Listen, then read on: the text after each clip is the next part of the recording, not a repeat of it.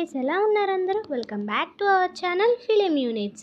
ఈరోజు మనం 2021లో జపాన్లో రిలీజ్ అయిన మూవీ ది సిండరెల్లా ఎడిక్షన్ మూవీని ఎక్స్ప్లెయిన్ చేసుకోబోతున్నాం.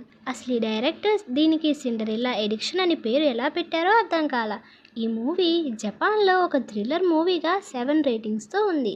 మరి ఇంకెందుకు లేట్, మూవీలోకి వెళ్ళిపోదాం. ఈ మూవీ విన్నాక సిండరెల్లా ఎడిక్షన్ అని ఎందుకు పెట్టారో మీరు ఏమనుకుంటున్నారో కామెంట్ సెక్షన్లో చెప్పండి. మన మూవీ హీరోయిన్ కొహారుని చూపించడంతో మన మూవీ స్టార్ట్ అవుతుంది. కొహారు చైల్డ్ వెల్ఫేర్ సెంటర్లో వర్క్ చేస్తూ ఉంటుంది.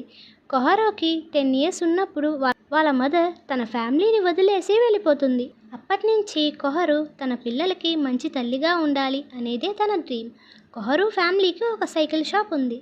వాటి మీద వచ్చే మనీతో కొహారు ఫాదర్, కొహారు సిస్టర్, గ్రాండ్ ఫాదర్ వాళ్ళ లైఫ్ని లీడ్ చేస్తారు. ఒకరోజు నైట్ సడన్గా వాళ్ళ గ్రాండ్ ఫాదర్ బాత్రూంలో పడిపోతాడు. వాళ్ళ తాతయ్యని హాస్పిటల్కి తీసుకెళ్లే దారిలో కొహారు నాన్న మందు ఎక్కువ అవటం వల్ల యాక్సిడెంట్ చేస్తాడు. కొహారు సిస్టర్ వాళ్ళ తాతయ్యని అంబులెన్స్లో తీసుకుని వెళ్తారు.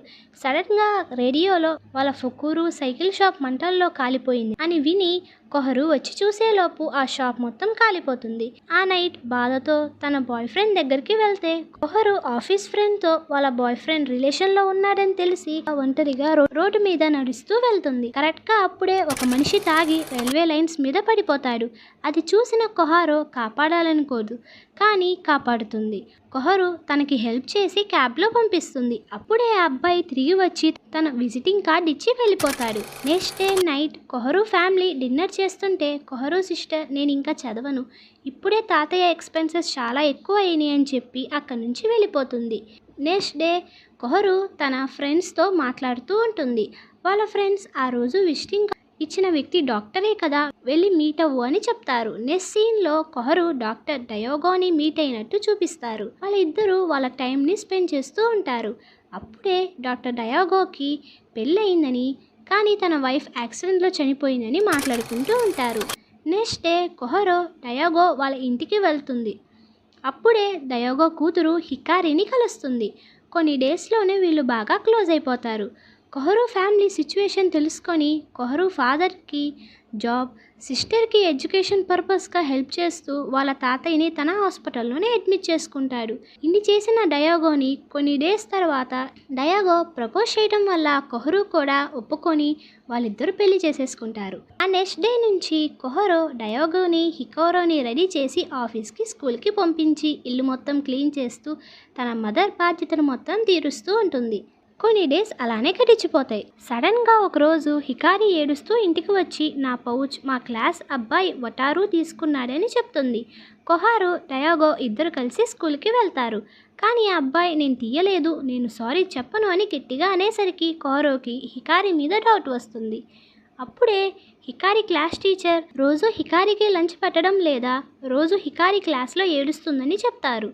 ఆ నెక్స్ట్ డే కొహారు లంచ్ బాక్స్లో రైస్ బాల్స్లో కాయిన్స్ పెట్టి పంపిస్తుంది. ఈవినింగ్ హికారిని లంచ్ గురించి అడిగితే బాగున్నాయని చెప్పేసరికి కొహారుకి కోపం వస్తుంది.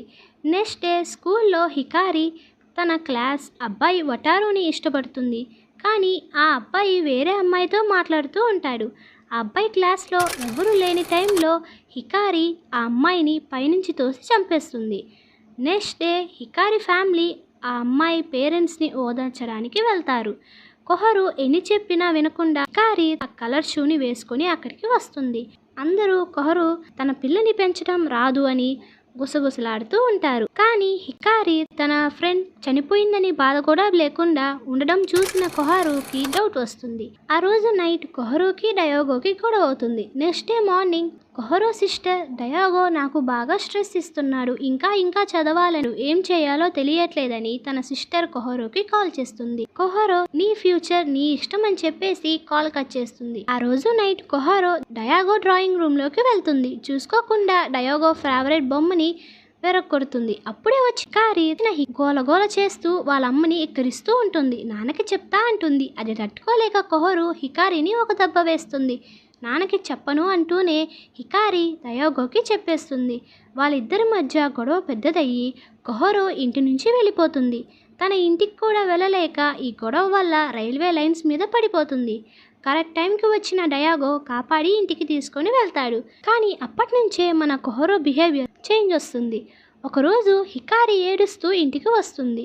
కొహరో డయాగో కోపంగా స్కూల్కి వెళ్ళి నా కూతురి షూని ఎవరో దొంగిలిచ్చారు, ఎవరో చెప్పండి అని వార్నింగ్ ఇస్తారు. సడన్ గా వటారు వచ్చి హికారియే నా ఫ్రెండ్ ని పైనుంచి తోసి చంపేసిందని అంటాడు. డయాగో కొహరు ఇంటికి వచ్చి హికారిని అడుగుతారు. కానీ హికారి అసలు ఏం చెప్పింది ఏమి వినకుండా గోలగోల చేస్తూ ఉంటుంది. డయాగో కొహరు కొట్టి బుద్ధి చెప్పకుండా అయిపోతే అయిపోయింది, స్కూల్కి రేపటి నుంచి వెళ్ళు అని చెప్తారు. కానీ హికారి అది కూడా వినకుండా నిర్లక్ష్యంగా ఆన్సర్ ఇస్తూ ఉంటుంది.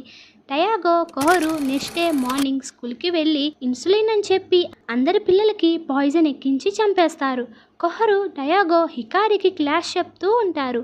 ఈ సీన్తో ఈ మూవీని ఎండ్ చేసేస్తారు. అసలు ఈ డైరెక్టర్ ఏం చెప్పాలనుకున్నాడో కూడా అర్థం కాల ఈ మూవీ నుంచి. అండ్ లాస్ట్ అండ్ ఫైనల్గా ఈ మూవీకి మీరైతే ఏం పేరు పెడతారో కమెంట్ సెక్షన్లో చెప్పండి. అండ్ నెక్స్ట్ వీక్లో ఇంకో కొత్త మూవీతో మీ ముందుకు వస్తాను. Bye guys. And last and ఫైనల్గా నచ్చితే మాత్రం లైక్ చేసేయండి.